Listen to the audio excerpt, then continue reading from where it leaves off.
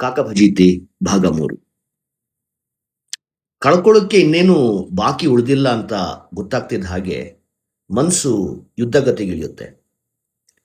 ಒಳಗಿನ ಸಮರ ಅಂತ್ಯ ಆಗಬೇಕು ಅಂತಂದ್ರೆ ಸಮರಾಂಗಣದಲ್ಲಿ ಒಂದೇ ಸಾಯ್ಬೇಕು ಇಲ್ಲ ಸಾಯಿಸ್ಬೇಕು.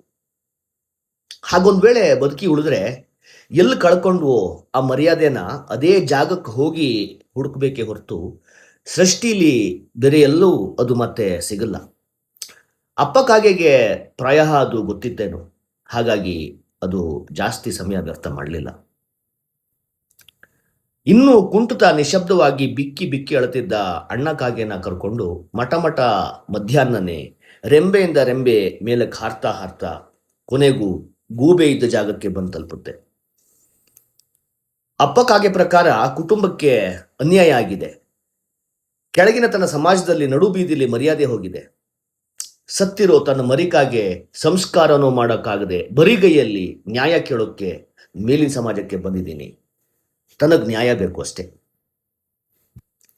ಕುಂಟ ಅಣ್ಣಕ್ಕಾಗೆ ಸೋತು ಸುಣ್ಣ ಆಗಿರೋ ಅಪ್ಪಕ್ಕಾಗೆ ಒಂದಿಡೀ ಮೇಲ್ಸ್ತರದ ಸಮಾಜದ ವಿರುದ್ಧ ಧ್ವನಿ ಎತ್ತೋಕ್ ಬಂದಿದೆ.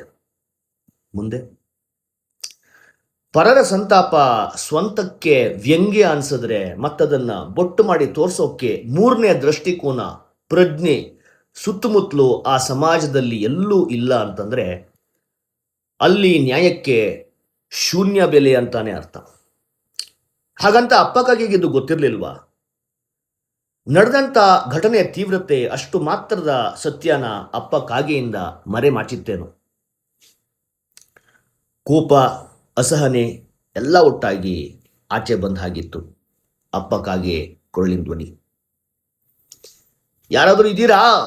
ಕಾ ಕಾ ಕಾ ಕೆಳಗಿನ ಪೊಟ್ರೆಯಿಂದ ನ್ಯಾಯ ಕೇಳೋಕೆ ಅಂತ ನಾನು ಕಾಗೆ ಮರಿ ಕಾಗೆ ಜೊತೆ ಬಂದಿದ್ದೀನಿ. ಯಾರಾದರೂ ಇದ್ದೀರಾ? ಕುಂಟ ಅಣ್ಣ ಕಾಗೆಯನ್ನು ಧ್ವನಿಗೂಡಿಸುತ್ತೆ. ಯಾರಾದರೂ ಇದ್ದೀರಾ? ಕಾ ಕಾ ಕಾ ಕಾ. ಮೇಲಿನ ಸಮಾಜದಲ್ಲಿ ಕಿರು ಸಂಚಲನ. ಏನಿದು ಚಿರ ಪರಿಚಿತವಾದ ಮೇಲ್ಸ್ತರದ ಮೇಲಿನ ಸಮಾಜದ ಧ್ವನಿ ಅಲ್ವಲ್ಲ? ಹಿಂದಿನ ರಾತ್ರಿ ಕೇಳಿದ ಧ್ವನಿ. ಮತ್ತೆ ಏನೋ ಹೊಸ ತಮಾಷೆ ನಡೆಯೋದಿದೆ ಅನ್ಕೊಂಡು ಪೊಟ್ರೆ ಒಳಗೆ ಬಾಕಿಯಾಗಿದ್ದ ಇತರೆ ಜಾತಿ ಪ್ರಾಣಿ ಪಕ್ಷಿ ಪ್ರಭೇದಗಳು ಒಂದೊಂದಾಗಿ ಆಚೆ ಬಂದು ಇಣುಕಿ ಹಣಕಿ ಬಚ್ಚಿಟ್ಕೊಂಡು ಬೇರೆ ಬೇರೆ ತರ ನೋಡೋಕೆ ಶುರು ಮಾಡ್ತವೆ.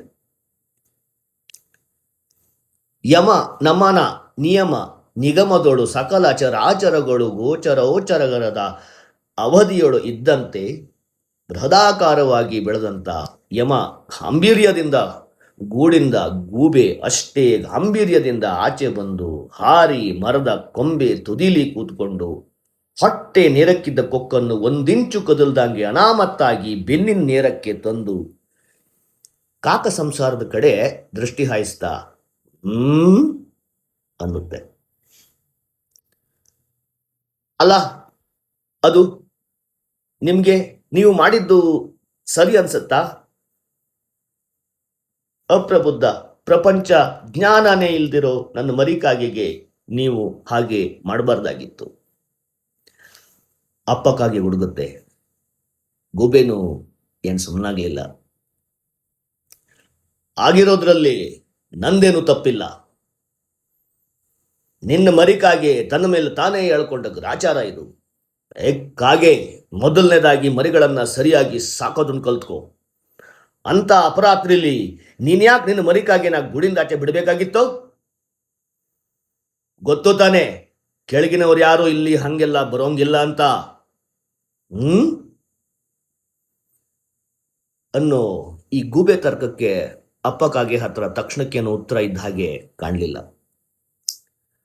ಅದು ಉತ್ತರ ಹುಡುಕಿ ತನ್ನ ಕಾಕ ತರ್ಕನ ಮುಂದಿಡಬೇಕು ಅಷ್ಟರಲ್ಲಿ ಪೊಟ್ರೆ ಒಳಗಿಂದ ಬೇರೆ ಬೇರೆ ತರದ ಕಳ್ನೋಟ ಬೀರ್ತಿದ್ದ ಇತರೆ ಜಾತಿ ಪ್ರಾಣಿ ಪಕ್ಷಿ ಪ್ರಭೇದಗಳು ಹೌದು ಹೌದು ಕಾಗೆದೆ ತಪ್ಪು, ಸರಿಯಾಗಿ ಮರಿಗಳನ್ನು ನೋಡ್ಕೊಳ್ಳೋಕೆ ಬರಲ್ಲ, ಬಂದ್ಬಿಡ್ತಾರೆ, ಇದ್ದು ಒಂದು ಮರಿನಾದರೂ ಸರಿಯಾಗಿ ನೋಡ್ಕೊಳ್ಳೋದನ್ನ ಕಲಿ, ಚೆನ್ನಾಗಿ ಬೆಳೆಸು, ಹೋಗೋಗ್ ಅಂತ ಬೇರೆ ಬೇರೆ ಥರ ನಿಂತಿಸಿ ಹೀಯಾಳಿಸಿ ಅಪಹಾಸ್ಯಗೈದು ಗೂಡಿಂದ ಕಸಕಡ್ಡಿನೆಲ್ಲ ಅಪ್ಪ ಕಾಗೆ ಕುಂಟ್ ಅಣ್ಣೆ ಕಾಗೆ ಮೇಲೆಲ್ಲ ಎಸ್ದು ಆ ಪ್ರಕಾರವಾಗಿ ಕಾಕ ಸಂಸಾರವನ್ನು